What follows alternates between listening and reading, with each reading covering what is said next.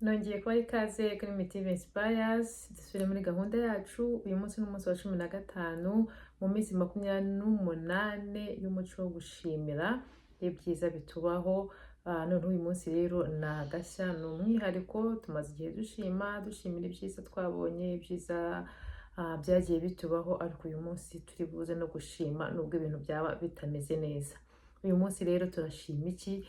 Ni nk'uburyo bw'igitangaza bwo kongera kuzura cyangwa se kongera kugarura umubano wawe wangiritse, wari ufitanye n'abantu, inshuti zawe se, umuntu wo muri famiye, abavandimwe bawe, umugabo wawe, umugore wawe.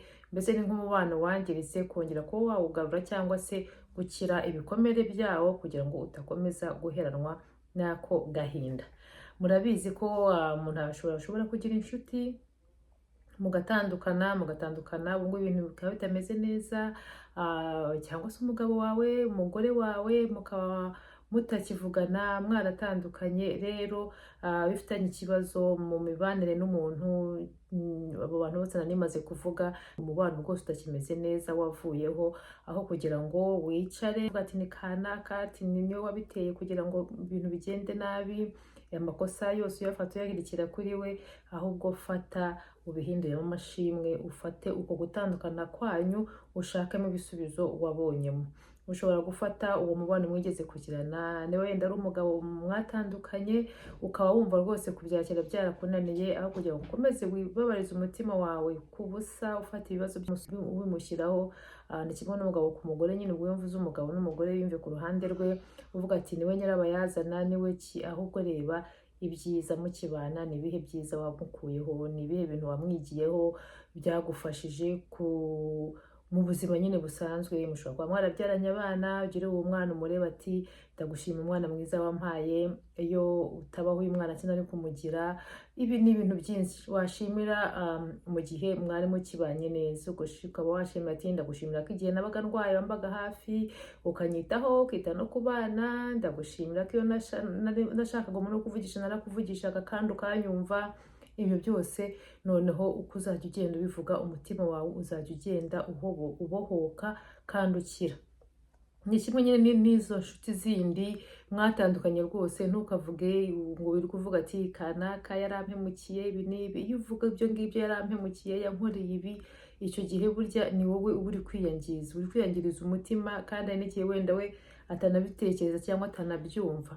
Ahubwo umufate ushake amasomo wakuyemo. Burya mu byago, mu bibi naho hajya havamo amasomo. Uvuga ati byibuze byatumye menya abantu abo ari bo, byibuze byatumye uko nshobora kwifata mu gihe ibintu bitameze neza, byatumye menya ko uko nshobora nanjye kwikora mu bibazo njyewe ubwanjye ku giti cyanjye, nta muntu mfite, nta nshuti mfite. Mbese ushakisha ibisubizo ushobora gukuramo, aho kugira ngo ukomeze uheranwe n'agahinda, kanaka yaranyanze, kanaka ntabwo tukibana.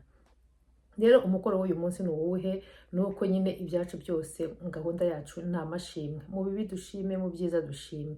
Muri ibi bibi rero, muri ibi bibazo bindi rero turashima iki? Turi bushime, uragenda ufate umuntu, wenda niba ari umubano uherutse kwangirika vuba muri iyi minsi ufitanye n'umuntu, cyangwa se cyane cyane wite ku mubano ushaka kongera kugaruka, kuzuka hagati yanyu.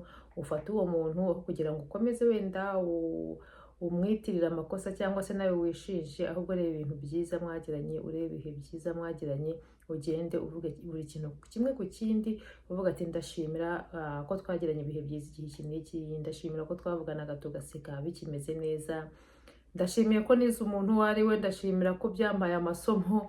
Nabyo rega ni amasomo, burya uba wize umuntu yaguhemukiye, tuvuga kanaka burya kumbi ni uko umuntu ameze.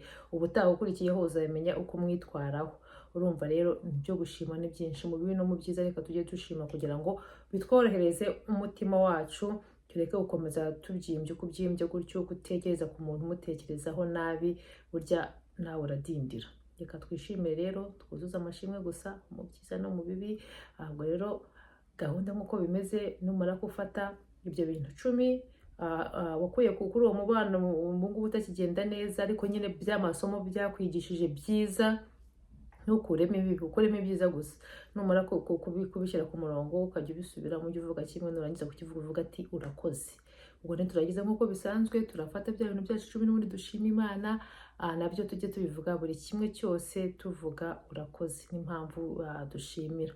Noneho no kuryama rero ibyo ntabwo twabyibagirwa, ka kabuye kacu k'igitangaza ugafate hafi yawe, twabonye bishobora kugasimbura bitewe n'imyemerere y'umuntu uko ugiye kuryama. Ntukaryame udasenze ngo ushimire Imana ku byiza byakubayeho uwo munsi. Mbifurije rero kuzura amashimwe gusa, dukomeza dufungura imiryango y'ibyiza byacu natwe twisabire. Imana ikomeze ibarinde.